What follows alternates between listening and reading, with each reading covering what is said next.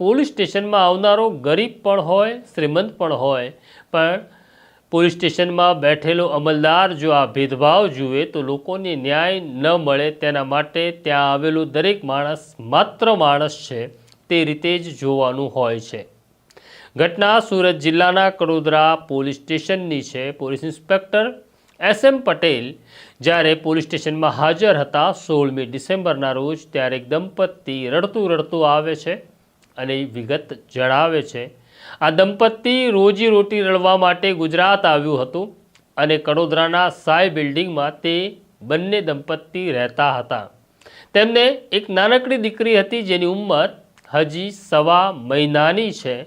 હજી તે મમ્મી કે પપ્પા બોલતા શીખી નથી તે પહેલાં તેને કોઈ ઉપાડી ગયું।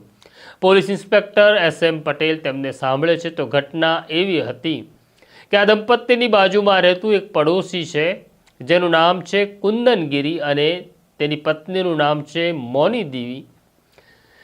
આ બંને આ બાળકીને રમાડવા અવારનવાર આવતા હતા, બાળકીને પ્રેમ કરતા હતા, બાળકીને લાડ કરતા હતા। આ બહુ સહજ પ્રક્રિયા છે। જ્યારે બાળક નાનું હોય ત્યારે બધાને જ ગમતું હોય છે, પરંતુ તારીખ 16મી ડિસેમ્બરના રોજ આ દંપતી આ નાની બાળકીને રમાડવા આવે છે અને પછી બાળકીની માતાને કહે છે, અમે બજાર જઈએ છીએ ખરીદી કરવા, દીકરીને પણ લઈ જઈએ, તેને કપડાં લાવી આપીશું। પડોશી હતા એટલે શંકા કરવાનું કોઈ કારણ નહોતું અને આ બંને દંપતી કુંદનગીરી અને મોની દેવી આ બાળકીને લઈને બજારમાં જવા નીકળે છે। સમય આગળ વધે છે, કલાક, 2 કલાક, 3 કલાક થાય છે। કુંદનગીરી અને મોની દેવી પાછા ફરતા નથી એટલે બાળકીની માતાને ચિંતા થાય છે।